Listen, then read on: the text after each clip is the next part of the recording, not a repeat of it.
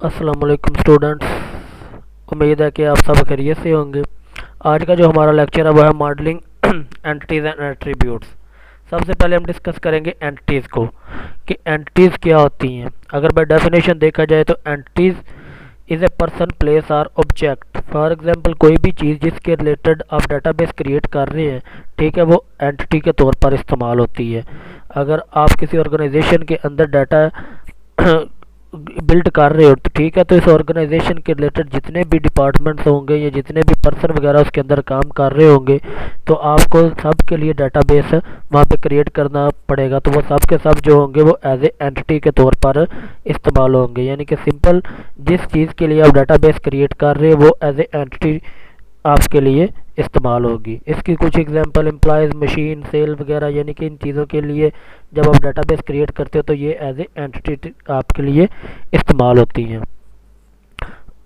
उसके बाद entities types and entity instance. अब एंटिटी टाइप क्या होती है? Entity type is a collection of entities that have common properties. ठीक है, एंटिटी टाइप्स में क्या हो सकता है कि एक से ज़्यादा एंटिटीज़ हो सकती हैं।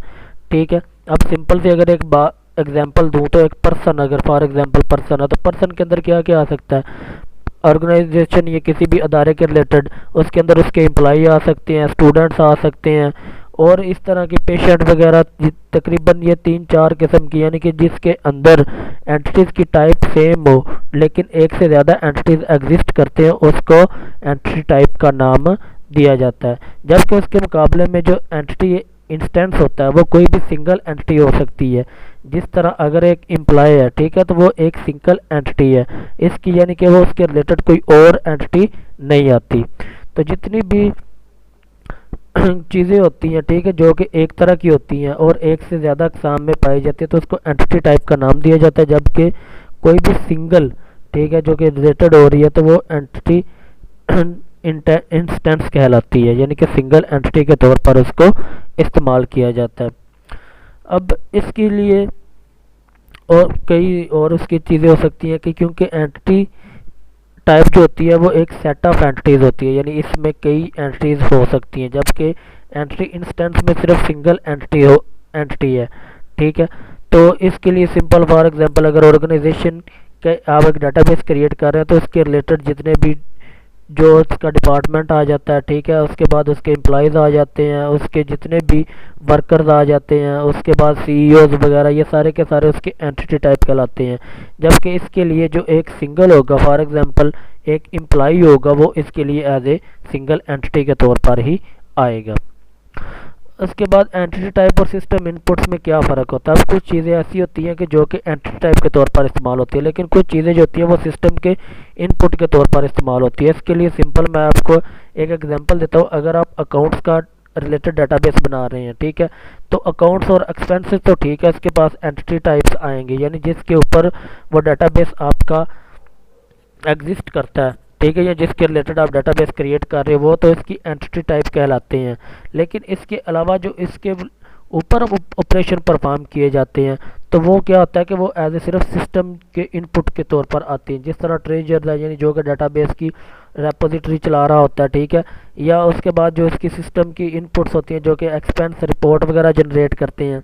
अब ये एक्सपेंस रिपोर्ट और ट्रेजर जो है ये एज ए इनपुट नहीं ले या एज ए एंटिटी नहीं लिए जाते, बल्कि ये क्या की जाती है एज ए इनपुट, क्योंकि यूज़र अपनी आसानी के लिए इनको देता है तो इसलिए इसको इनपुट का नाम दिया जाता है। तो एंटिटी वही होती है जिसके जो कि डाटाबेस के रिलेटेड आप उसके लिए अकाउंट डाटाबेस के रिलेटेड डाटाबेस क्रिएट कर रहे होते हो। ठीक है, यानी अकाउंट के रिलेटेड आप डाटाबेस क्रिएट कर रहे हो तो यहाँ पे अकाउंट जो होगा वो एंटिटी टाइप होगी।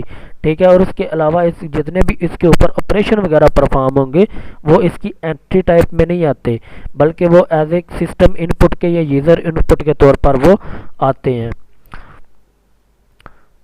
तो ये एक मेन फ़र्क होता है कि अब क्या करते हैं कि जो भी ऑपरेशन वगैरह परफॉर्म किए जाता है, कुछ लोग ये समझते हैं कि जी ये भी इसकी एंटिटी टाइप के में ही आते हैं, लेकिन वो सिर्फ यूज़र इनपुट के तौर पर या यूज़र फंक्शनैलिटी के तौर पर ही वो इस्तेमाल होते हैं। उसके बाद आगे है ज़रा हम अब एंट्रीज की कुछ टाइप्स वगैरह रीड कर रहे हैं। तो आगे इसकी एक टाइप आती है strong and weak entities. Strong entities ऐसी एंटिटीज़ होती हैं जो कि इंडिपेंडेंटली एग्जिस्ट करती हैं, यानी कि वो किसी दूसरी इंटेंसिटी के ऊपर डिपेंड नहीं करती, एंटिटी के ऊपर डिपेंड नहीं करती, बल्कि वो अगर सिंगल भी मौजूद हो तो वो एग्जिस्ट करती है। वह यानी कोई भी अगर आप कस्टमर रिलेटेड डाटा बना रहे हो तो वो कस्टमर जो होता है वो किसी और के ऊपर एग्जिस्ट नहीं करता, बल्कि वो सिंगल ही, अगर आप उसको सिंगल इस तरह रख दो तो वो इस तरह वो क्रिएट हो जाता है। लेकिन कुछ वीक एंटिटीज़ ऐसी एंटिटीज़ होती हैं जो कि किसी डाटाबेस के लिए किसी दूसरी एंटिटी के ऊपर डिपेंडेंट होती हैं। अगर कोई दूसरी एंटिटीज़ वहाँ पे एग्जिस्ट ना करे तो वो एंटिटी भी एग्जिस्ट नहीं करती।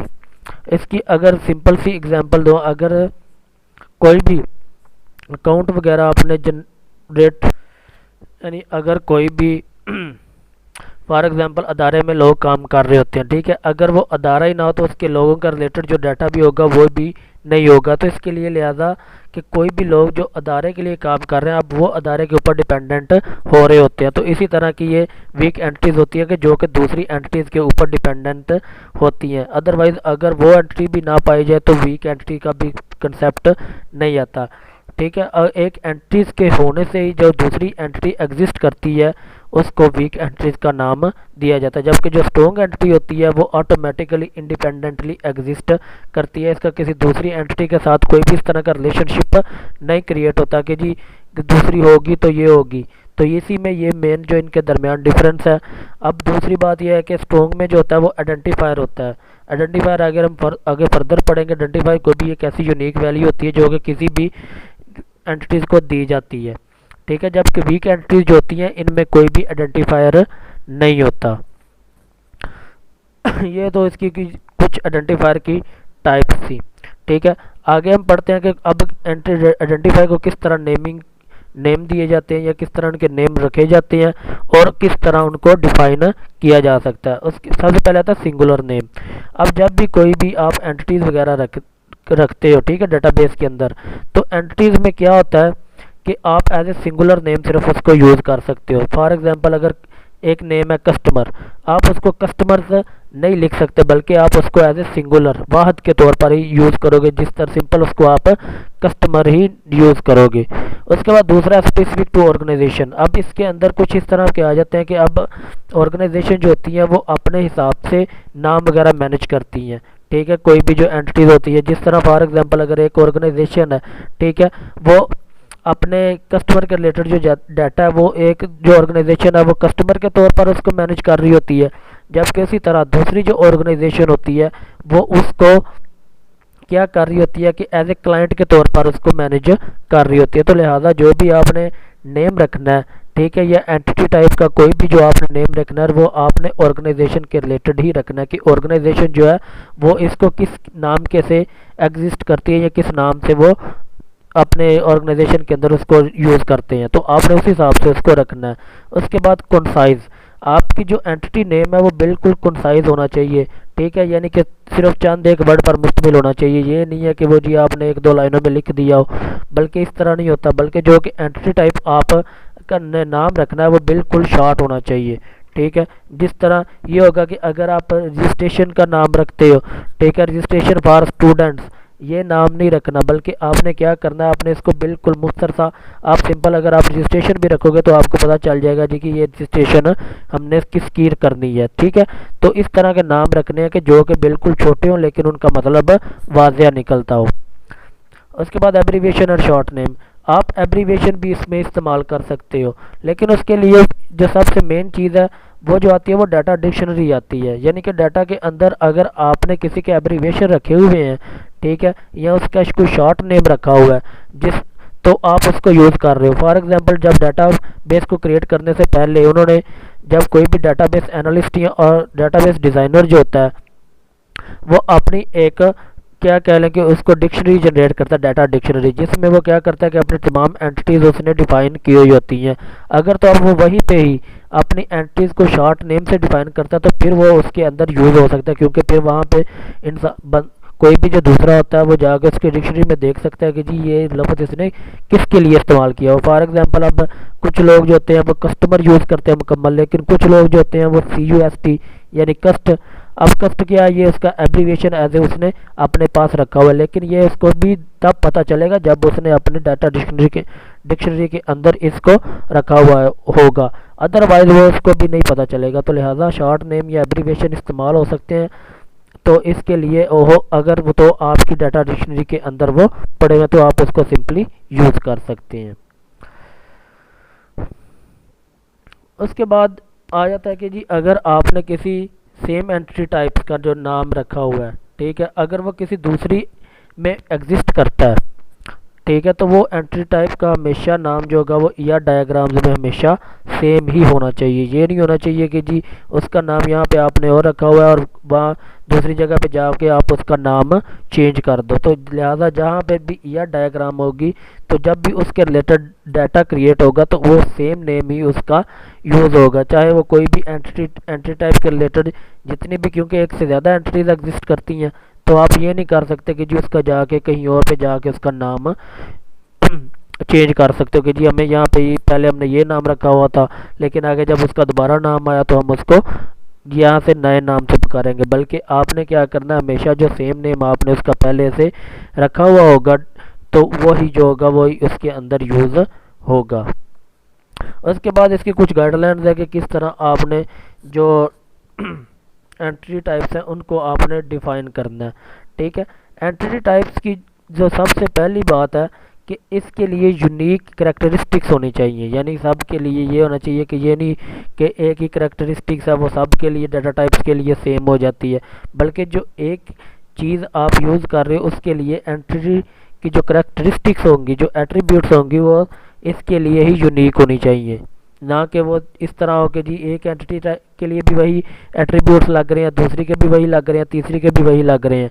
बल्कि क्या होगा कि एक एंटिटी के लिए सिर्फ एक ही तरह के जो करैक्टरिस्टिक होंगे वो इसके अंदर शामिल होंगे। उसके बाद आपका जो एंटिटी टाइप नेम है इसमें ये बिल्कुल क्लियर होना चाहिए, ठीक है। क्लियर ये किस तरह होना चाहिए कि आपको ये पता होना चाहिए कि जी इस एंटिटी टाइप के अंदर हमने क्या इंक्लूड करना है और क्या एक्सक्लूड किया हुआ है, ठीक है, ताकि आगे जो बंदा इसको पढ़ रहा है या इसको देख रहा है, ठीक है, उसको भी पता होना चाहिए कि जी ये किसके रिलेटेड है। अब फॉर एग्जांपल अगर एक ऑर्गेनाइजेशन डाटा कलेक्ट करती है, ठीक है, तो वो क्या करती है कि वो कोई इस तरह का नेम रख देती है कि जिसके अंदर ये भी ना पता चले कि जी हमने इसका क्या करना है।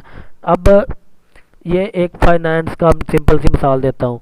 अब अगर आप कोई भी ऑर्गेनाइजेशन नेम रख देती है फाइनेंस एज ए अकाउंट के तौर पर कि जी हमारी ये फाइनेंस है, लेकिन अब आम बंदा उसको ये नहीं पता होता कि जी ये फाइनेंस इनका डिपार्टमेंट है या ये किसके लिए इस्तेमाल हुआ। तो लिहाजा इस तरह का हमेशा नाम रखना चाहिए जो कि पता हो कि जी ये किस चीज़ को डिफाइन कर रहा है और इसमें कौन कौन सी चीज़ शामिल है। अगर आप तो फाइनेंस की बात करेगा तो उसके अंदर उसका पूरा डिपार्टमेंट आ जाएगा, अदरवाइज़ अगर सिंगल अकाउंट की बात करेगा तो उसको पता चल जाएगा जी ये उन्होंने अपना एक अकाउंट मैनेज किया हुआ जिसमें कि पैसों का लेन देन होता है।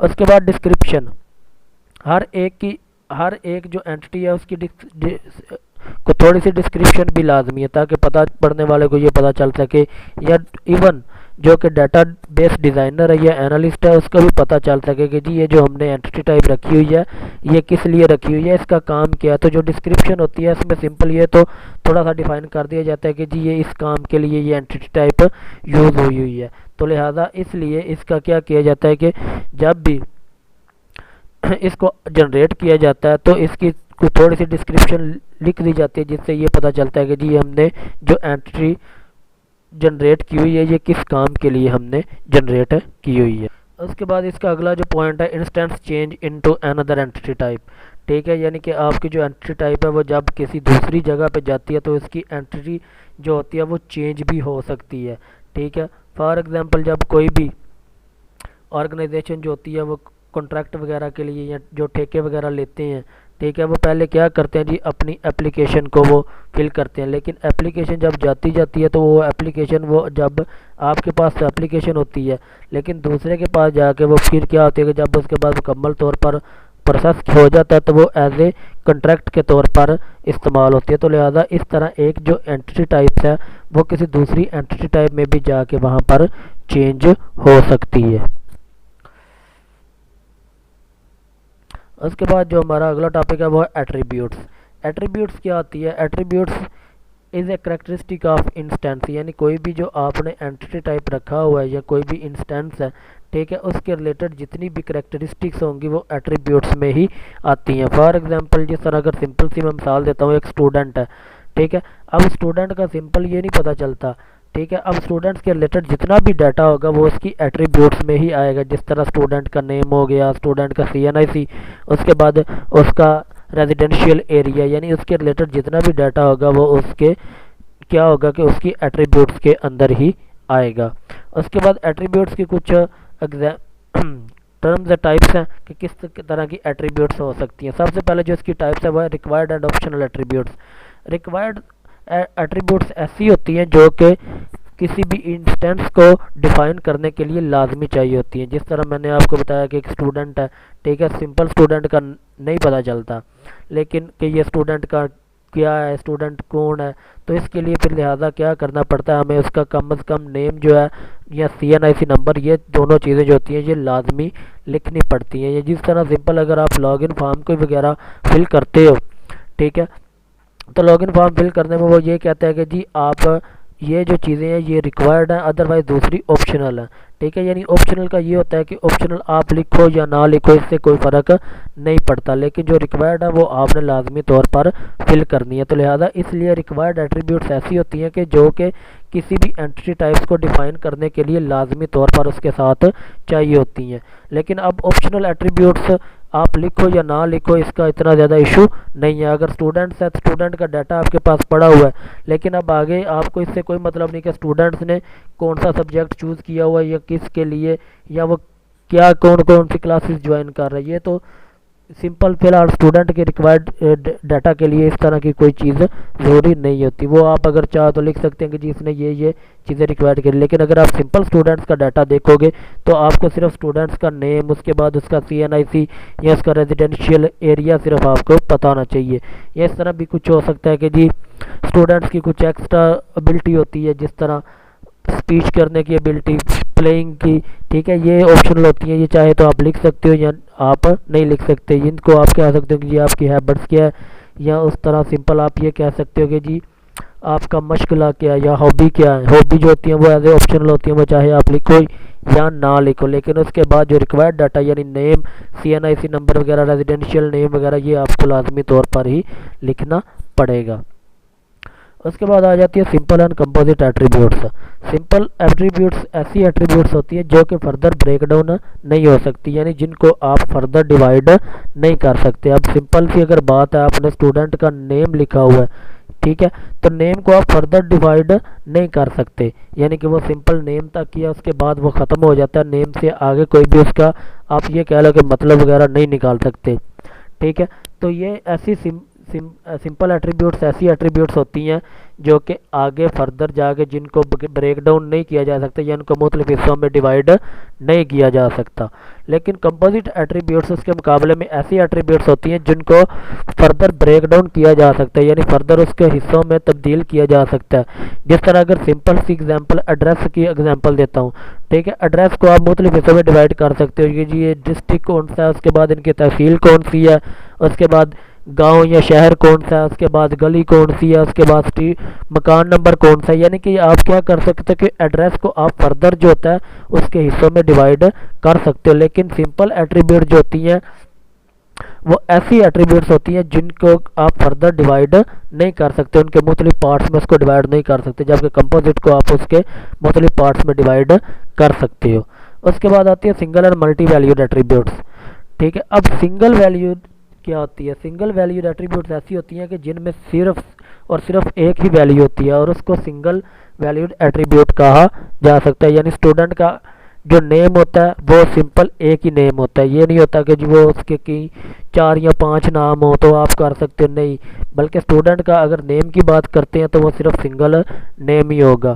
और उसके बाद दूसरी अगर मल्टी वैल्यूड एट्रीब्यूट्स ऐसी वैल्यूज़ होती हैं जो कि एक से ज़्यादा वैल्यूज़ रखती हैं, ऐसी एट्रीब्यूट्स। जिस तरह अगर फॉर एग्जांपल बात करें, स्किल की बात करें कि जी आप कौन कौन सी स्किल आप जानते हैं या कौन कौन सा आपको पता है, तो उसके रिलेटेड आपको जितनी भी स्किल, एक से ज़्यादा स्किल्स भी हो सकती है, ठीक है।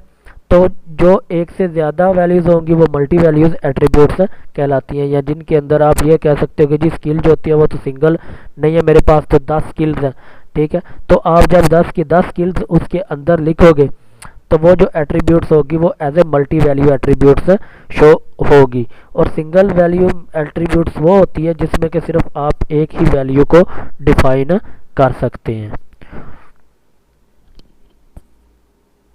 उसके बाद आ जाते हैं जी स्टोर्ड एंड ड्राइव एट्रीब्यूट्स, ठीक है। स्टोर एट्रीब्यूट्स वो एट्रीब्यूट्स होते हैं जो किसी भी एंटिटी के लिए पहले से ही उसके एट्रीब्यूट्स मौजूद होते हैं, ठीक है। जो कि उसके लिए कह लें कि ये जो रिक्वायर्ड एट्रीब्यूट्स होते हैं उनको स्टोर एट्रीब्यूट्स का नाम दिया जाता है, जो कि किसी भी एंटिटी को डिस्क्राइब करने के लिए ज़रूरी होते हैं, उनको स्टोर्ड एट्रीब्यूट का नाम दिया जाता है। उसके बाद दूसरी आती है ड्राइव्ड एट्रीब्यूट्स। ड्राइव्ड एट्रीब्यूट्स ऐसी एट्रीब्यूट्स होती हैं जो कि किसी एट्रीब्यूट से फर्दर निकलती हैं, ठीक है। फॉर एग्जांपल अगर एक बात की जाए जी आर्डर की, ठीक है। आर्डर के बाद आर्डर, अगर सिंपल आर्डर एक एंटिटी है, ठीक है। आर्डर की एक एंटिटी क्या होगी, या इसकी आर्डर की जो एट्रीब्यूट है वो क्या होगी, उसकी एक एट्रीब्यूट होगी जी आर्डर डिटेल, ठीक है। अब आर्डर डिटेल के अंदर क्या क्या होता है, ये तो अब क्योंकि आर्डर सिंपल क्या है, एक आर्डर एक एंटिटी है, ठीक है। उसकी एक एट्रीब्यूट है जी आर्डर डिटेल या आर्डर डिटेल।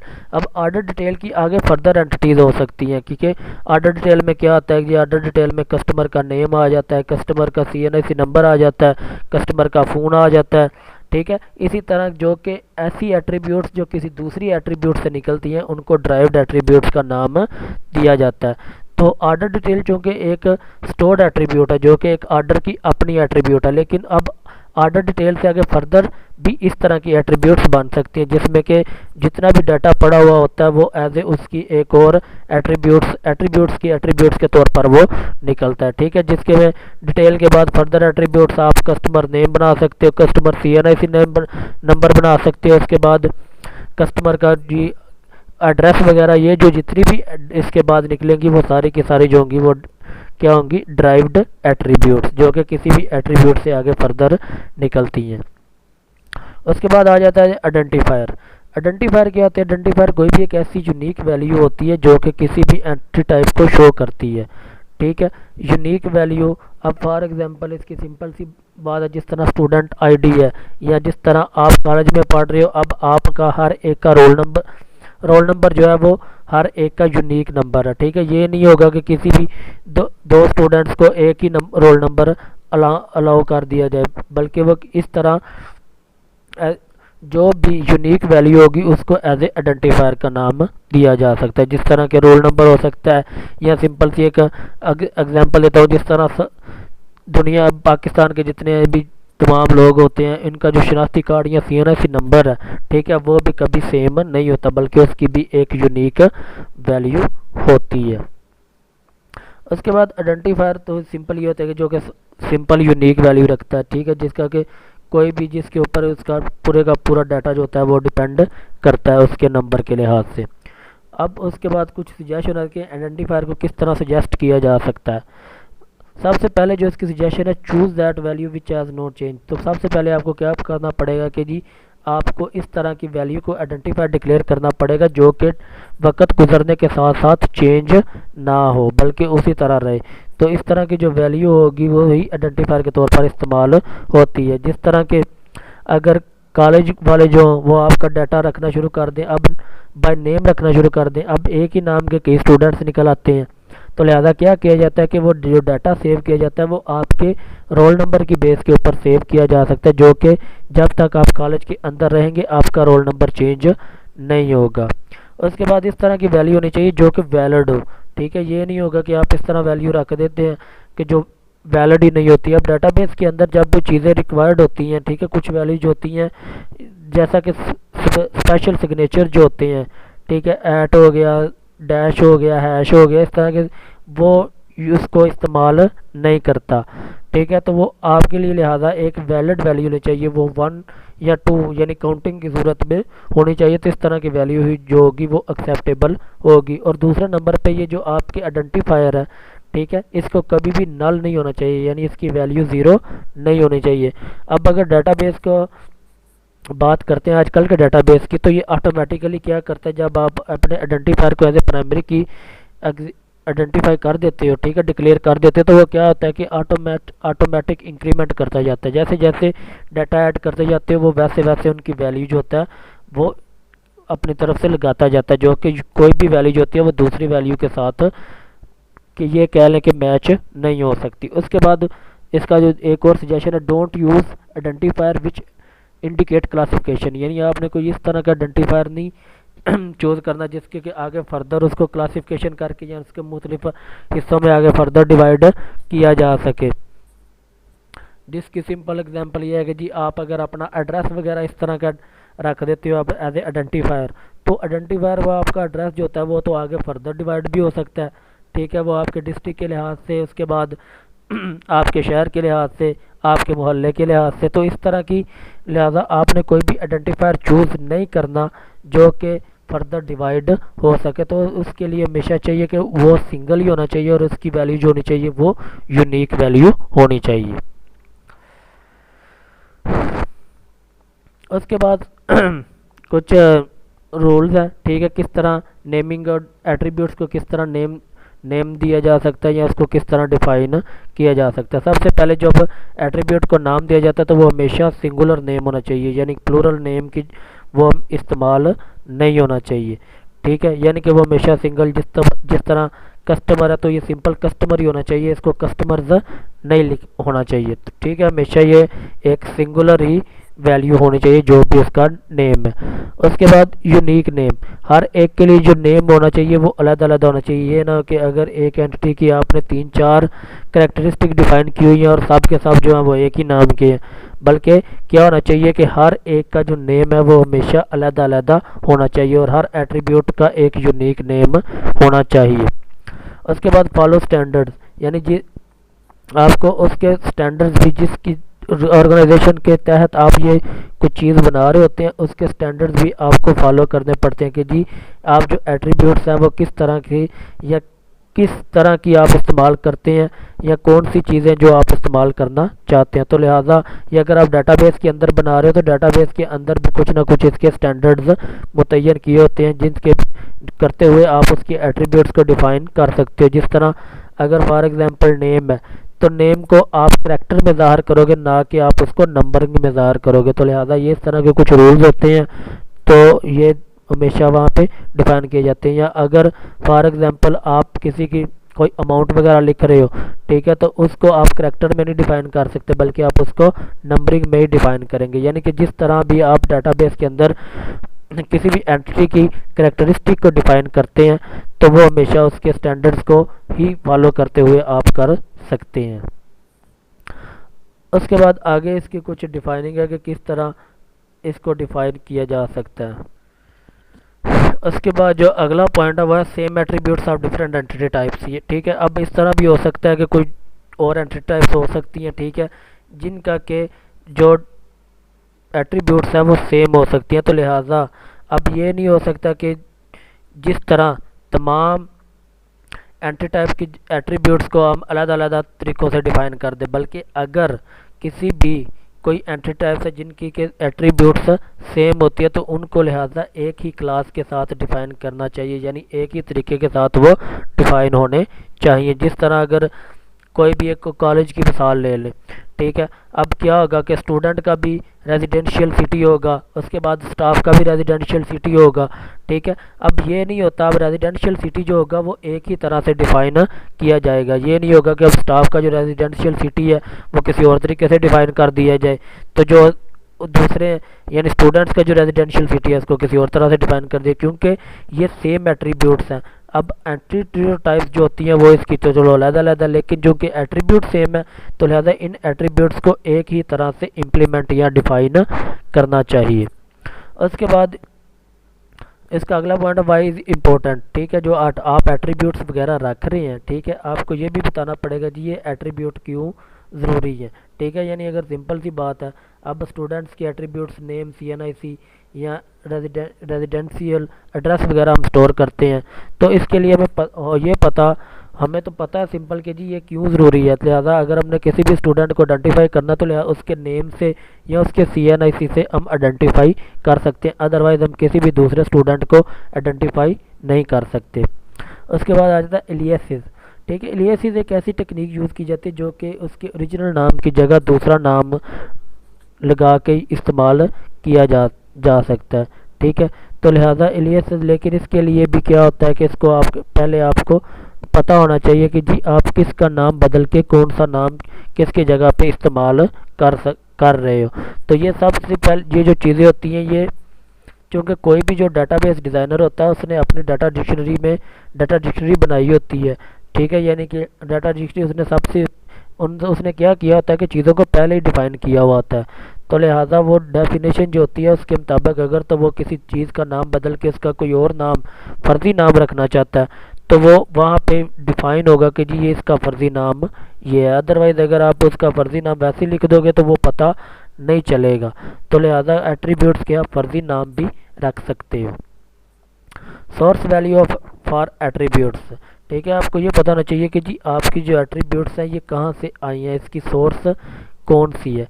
ठीक है, लिहाजा तो ये तो सिंपल सी बात है, जब कोई एंटिटी टाइप होगी तो इसकी एट्रीब्यूट्स होंगी तो इसका सोर्स फिर वही एंटिटी टाइप होगी जिसका कि वो एट्रीब्यूट बनी हुई है। ठीक है, तो ये सारी की सारी चीज़ें जो कि किस तरह डिफाइन एट्रीब्यूट्स की जाती हैं, ये सारी की सारी चीज़ें इसको एक्सप्लेन कर रही हैं। उसके बाद रिक्वायर्ड एंड ऑप्शनल है कि कौन सी एट्रीब्यूट्स आपके लिए ज़रूरी है, कौन सी ज़रूरी नहीं है, ये भी आपको बताना पड़ता है कि जी ये हमारे लिए ज़रूरी है। ठीक है, तो ये हमारे लिए नहीं ज़रूरी। इस तरह की चीज़ों को आपको वहाँ पे डिफ़ाइन करना पड़ेगा। उसके बाद वैल्यू में चेंज, आप एक एट्रीब्यूट की वैल्यू जो हो सकती है वो जब एक जगह से दूसरी जगह जिस तरह एंटिटी टाइप की वैल्यू चेंज हो सकती है, इसी तरह एट्रीब्यूट की वैल्यू भी चेंज हो सकती है। यानी कि एक जब एंटिटी टाइप से जब वो दूसरे एंटिटी टाइप में जाती है तो इसकी वैल्यू भी चेंज हो सकती है। उसके बाद यहाँ पे देखा जाता है कि attributes relationship with other attribute, जब कोई भी एंटिटी टाइप्स होती हैं तो ज़ाहिर है इनका कोई ना कोई रिलेशनशिप क्रिएट होता है। तो ये जो रिलेशनशिप हमने पीछे पढ़े थे, ठीक है, 1 to 1 का, 1 to many का, many to many का, ठीक है, ये सारे के सारे जितने भी रिलेशनशिप्स होते हैं ये एंटिटी टाइप्स में तो होते हैं लेकिन उनकी एट्रीब्यूट्स में भी होते हैं। ठीक है, तो ये एट्रीब्यूट्स के भी आपस में इस तरह के रिलेशनशिप क्रिएट्स हो सकते हैं और उनको किस तरह डिफाइन किया जा सकता है। ठीक है स्टूडेंट्स, खुदा हाफिज़।